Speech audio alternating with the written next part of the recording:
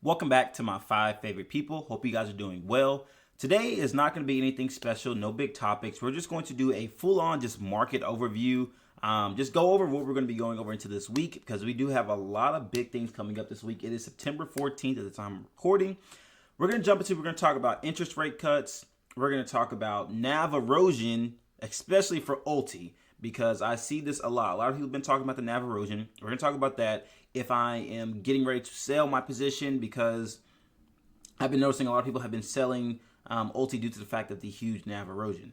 We're going to talk about that. We're going to talk about, I actually found a little video clip to show you guys about NEOS.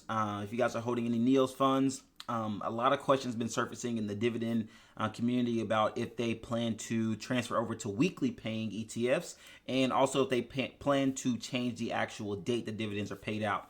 So I'll show you guys a clip about that. And then at the end, we'll just pretty much go over just like the market overview itself and what I look at buying here this week. Let's go ahead and share the screen. But before I do so, make sure you guys hit that like and subscribe button. If you guys like content like this, let me know in the comment section because I love making videos. I try to make them daily and I try to get them up to date with the newest information as soon as things are released. So go ahead and hit that like, subscribe button. But let's jump into it.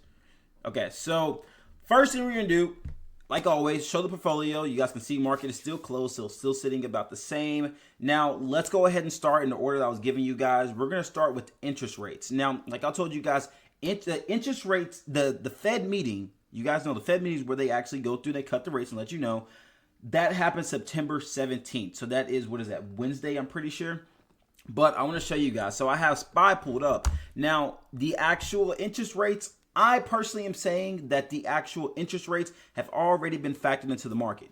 We already have interest rates already in the market. You want to know why I'm noticing this? Because if you just look at the actual chart, the S&P 500 is at an all-time high right now. And if you look back at August 1st, that is when it was at its like lowest point. It has literally peaked from there. So I'm going to just show you a 3-month chart. I'm going to look for August 1st. Let's see. Where's August at? Yeah, right here. Right here, exactly right here. This is where, this is when we start to hear a little bit of the interest rates. You know, we thought the interest rates were coming the last Fed meeting, but we did not get them because I think it was the job market. I think the job market was not was better than expected. So it ended up dropping back down. But I'm telling you guys, as of now, interest rates have already been factored into the market, as you guys can see right here. So I do not think we will see much more of a pump. It may be a little bit of a sell the news event. Like I keep telling you guys, you may see a little bit of a drop, but it's going to shoot back up. Now, what we are interested in this Fed meeting that is coming up here in about 3 days, what we want to hear is whenever Jerome Powell starts talking, you know, Jay Powell, the head chairman there, member, we want to see, we have, what is it? 2 more Fed meetings after this one. So we have one that's going to be coming. We have this one right here in September. We have one in October and then one in December. We want to see how many basis points are going to get cut. Now, I personally think that this upcoming one on Wednesday, we're going to get about 25 basis points. And I think that's what the market has already factored in. It's 25 basis points. Now, are we going to get another 25 basis points in October? And then are we going to get another 25 basis points in December? That's where it really questions. Because if we're getting a 75-point basis cut of interest rates before the end of this year, we could see some pretty nice numbers coming in. Now, I don't know if you guys are in crypto as well, but let me tell you guys, whenever there is huge interest rates cuts, people go into risk assets. That's where they move from the high yield savings accounts, the 3, 4, 5% high yield money market accounts. That's where they move the money from there because the rates get cut into these risk assets. And that's where the Bitcoin, the Ethereum, the altcoins, that's when their actual income ETFs funds, that's when they tend to, you know, grow in value. Now, like I said, we're not going to see anything until we see that meeting. Whenever we see the Q&As and stuff happening, I'll definitely be watching the meeting. I may do an actual live stream of the meeting so that way we can all watch it together. If you guys are working, whatever, you can turn it on or you can replay it. I'll post it on here on YouTube so you can watch it. But I'll probably do an actual live stream so we can go over and then we can kind of give a little market outlook, see exactly what things are looking like. But I just want to tell you guys, I do think that rates are already factored into the market. We are looking to see how many more rates we're going to get cut this year, because we are definitely due for an actual rate cut here soon. Now, if you guys don't, I know I keep talking about crypto, but if you guys don't know anything about crypto, I think, there's this thing called the crypto winter. And you guys know there's usually like a big, huge sell-off in the crypto winter. I don't think that's going to happen. Now, if you don't keep up with crypto, it's usually just like a big sell-off event because that's usually when the 4-year cycle tends to end. But I think that we are overdue because there has not been any interest rates. We've seen an all-time high in Ethereum and Bitcoin, but due to the fact that it just keeps pulling back, we have not had that huge run like the big COVID-19 run, the 2017 run. We have not had that just yet. So I do think that's going to carry into the January and February time, and that's maybe when we'll see a nice little pullback. But that's something that I'm expecting, especially for interest rates. Now, next thing I want to talk about is the NAV decay, because it has been shown so much. People, every time I scroll on YouTube, people saying, I'm selling ULTY, I'm doing this, I don't like the NAV decay, I don't like this, it's not worth it. I'm going to go ahead and start the video by saying, or start what my topic is saying, I am not selling my ULTY position. No. Trust me, no. I'm absolutely loving ULTY. The dividends that came in last week, $215 of dividends, is absolutely insane from doing nothing. I got a literal paycheck from my brokerage account, said, hey, here you go. Here's some money for just holding a stock. It was insane. I loved it. The dopamine rush was insane. I love it. Now, what I want to talk about is a lot of people say, is it worth it to... Let me just pull it up because I can show you guys better than I can actually tell you. Let me pull up the chart really quickly, and I'm going to show you exactly what I'm talking about. If it wants to load. Okay, here we go. ULTY. Now, ULTY itself, now you guys can see I am in the positive. I'm up right now, but you can't really say much because my average cost is $5.57. If you guys were buying into ULTY 2 months ago, you guys were buying in the $6, $7 range. I mean, you guys can see this is around the $6 range. So if you have not been dripping back into ULTY, if you've not been DCAing down the way down, you guys have a negative return. And this is where the actual NAV comes into play. If you guys don't know what NAV stands for, it is the net asset value. The net asset value would currently be the $5.57 range. Now, where a lot of people say the NAV erosion comes from is because if you guys don't know, and I actually learned this a week or two ago, one of my subscribers actually brought this to my attention. In doing so, I did a lot more research on it. I'm going to show you guys something that I actually learned. The day before dividends are released, there is a huge drop, not too huge, but it is a pretty big drop in the actual NAV. And that is due to the fact that that is what they are actually paying us out in the dividends. Now, let's just take a look, because what I want to do is I want to pull the calendar up and show you guys exactly what I mean.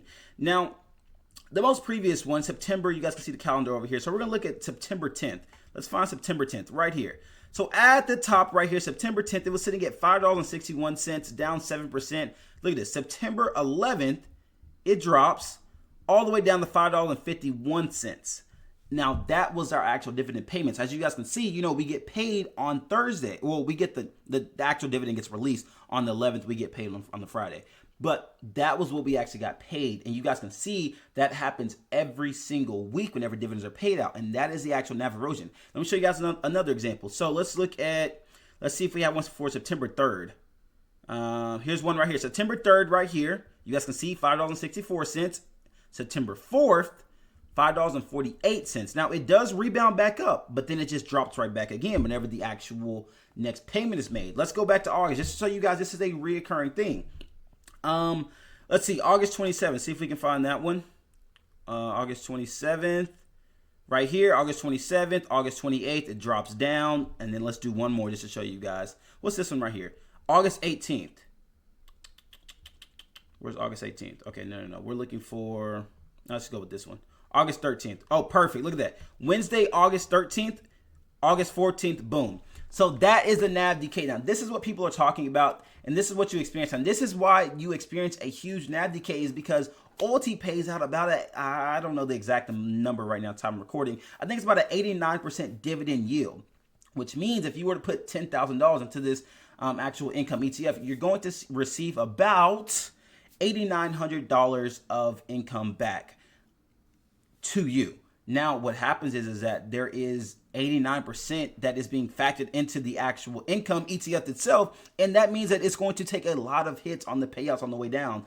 That is a lot more compared to, some of the 20%, some of the 30% payouts. They don't have that huge NAV decay, so they're able to rebound whenever all income ETFs do the exact same thing. They drop the actual NAV actually drops right before the dividend is released, but they have it's not as strong of an actual drop because, they either don't pay as high of a dividend percentage, or sometimes they just don't pay as frequently.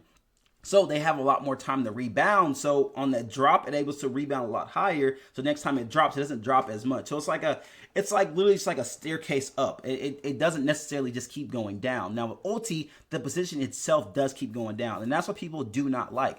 I'm here to tell you, first off, I do not even take any distributions. I completely drip everything right back into the account, and I'm perfectly fine with that. I'm going to be dripping for the next 2 years into ULTY before I even take an actual distribution, because you guys know by the end of this year, I want my portfolio to be sitting at $100,000. Now, if I get it to $100,000 and I let it ride for 1 more year, that means I'm going to receive about $89,000 in actual dividends. Potentially, we are considering around $89,000 in dividends. So get my portfolio close to about $200,000. And guess what? Now I can use that $200,000 and start taking distributions while also dripping and building that snowball dividend compounding effect.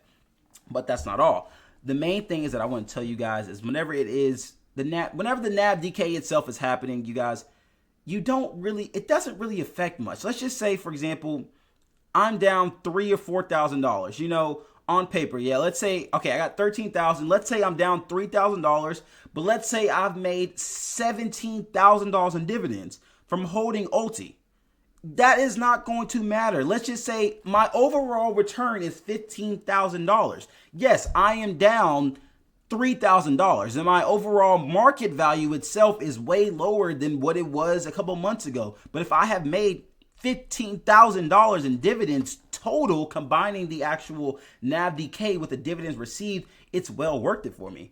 Now, and this is where you have to also remember that the actual ULTY itself, the actual Yield Max Ultra Option Income ETF, is for income. It is a full-on ultra income strategy. This is not a growth strategy. So if you're trying to use it for growth, go somewhere else. Maybe try to go look at QQQI, SPYI, go look at some funds like that. ULTY itself is a straight dividend income ETF. If you guys are getting close to retirement, you guys need some extra supplemental income, you guys have a family, you want to pay for some extra things, some bills, some trips, some vacations, this is what ULTY is for. And that's what I'm going to be using it for. Right now, I'm using it for literally just dripping back into the account. And then whenever I need the money, maybe, I haven't bought me a house, I'm staying in an apartment. Maybe when I go buy a house, I'll use that money to completely pay the mortgage off every single month. I'll use that money to go take a vacation. That's what it is used for. And let's just say, hypothetically, let's just say the actual dividend yield gets cut. I said it was about, I don't know, let's just take, for example, it's 82%. I don't know what the actual yield is right now. Let's say it's 82%. Let's just say that gets cut in half. And now we're sitting at a 41% dividend yield. Are you going to complain about a 41% dividend yield? Yes, you're not getting these huge astronomical payments that you used to get, but it is still a 41% dividend yield, meaning if you put $100,000 in, hypothetically, you would get $41,000 back. I'm not complaining. And that's why I do love the fact that ULTY itself is a great fund to actually invest into. Now, you don't necessarily have to watch it every single day. You can just have notifications on. Check it once a week, something like that. Check your dividends, see what's coming in. Maybe if you need to move something around, maybe DCA a little more, maybe take about 20% drip, 75% income, whatever you need to do. Monitor for a little bit, but you don't have to be fully immersed into it. And I love ULTY. And last thing I'm going to put on that point is that I know this is not the best comparison because I simply only put $10 in to start, and $10 is nothing. But I want you guys to see, at the time that I bought, this was August 17th, so less than a month from now. This is when I started my portfolio. I got into ULTY whenever the share price was $5.90. Like I said, I know it is $10. You cannot compare $10 to a $1 million portfolio. I understand. But what I'm getting at this is that I bought in my first time at $5.90. As of right now, my average share cost right now is $5.57. Now, like I said, it is $10. You can't compare it, and I know if I put a big buy in, it's going to drop it.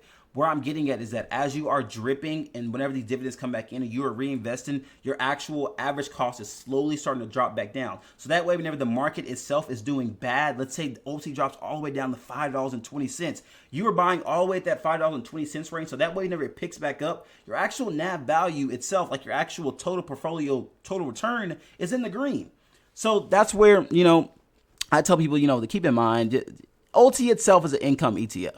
And if you can't withstand it, if it's not for you, go somewhere else.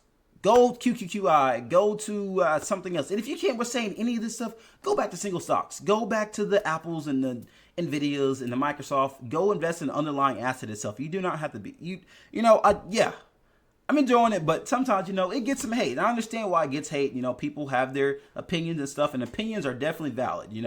I 100% take all opinions and I listen to them. Sometimes you guys give opinions, and you guys give me opinions on things that I don't even know. Trust me, I am not the smartest person, not the smartest cookie in the package, but I love to learn. But sometimes I'm just like, sometimes you guys don't even look at the other side of the opinion. But, okay, so that is the actual NAV decay. Now, another thing I wanted to talk about was NEOS funds. Now, I know I've been talking about QQQI, BTCI, and all those different things, SPYI. This right here is a video. Now, this right here is Tony. You guys, if you don't know who Tony is, he's like one of the portfolio managers over at NEOS, one of the co-founders. He has it's a little video clip I'm going to show you guys. The question is, he's going to say, do you guys plan to change from monthly dividends over to weekly dividends, which has been a huge question in the dividend community for the NEOS funds? And also he talks about, do you plan on changing the actual day of dividends are being released? I'll show you guys a little clip from this really quickly. I have the closed captions on as well. I appreciate it. Next question I have for you, Troy, is people have asked about distribution dates and changing distribution dates. Have you actually considered that? So we do our distribution dates with our fund admin, who's U.S. Bank. We usually do those towards the end of the year and build out the calendar for the next year. And, we've looked at changing those. As far as we are looking at everything right now, just to keep the record clear, is all of our funds pay monthly, and we're not changing that. Whether we change what time of the month certain funds pay versus others will be, to be determined. But I think for now we're staying monthly payment on everything, but we could switch around the actual pay schedule just as we build out the calendar, because every year is a little different. There's holidays, there's different things we have to account in for and stuff like that. So that's the basic of it. I just think that answered it right there. I mean, this was posted 2 days ago. You guys can see they do not plan on switching to weekly, at least within this year. They do not plan on switching to weekly paying ETFs, and also the dates don't plan to change as well. So with that being said, that is mostly the actual market update. You guys know market is closed, so we don't really have much portfolio update so far. Everything's been the exact same. But I do plan on paying the margin balance off here next week. I'll probably pay about half of it off. I'm not going to add any more margin. I'm just going to wait till the end of the month whenever I get paid. I do have a big buy coming in here soon at the end of the month. I don't even know how much my own paycheck is going to be, which is insane. I don't know how much I'm going to get paid, but I just know that this will definitely be looking a lot more than what it's at, and I want you guys to be a part of that. So make sure you guys are hitting that subscribe button. Make sure you guys are hitting that like button to get more content like this. Watch the nice big buys that will be coming in here soon. I will be buying WPay, more BTCI, and especially you guys know we're going to be buying more ULTY. So like I said, if you guys like more content like this, make sure you guys hit that like, subscribe button, and until next time, probably next 2 days. Probably won't upload a video next 2 days. But until next time, see you guys soon. Hope you guys have a great, amazing day.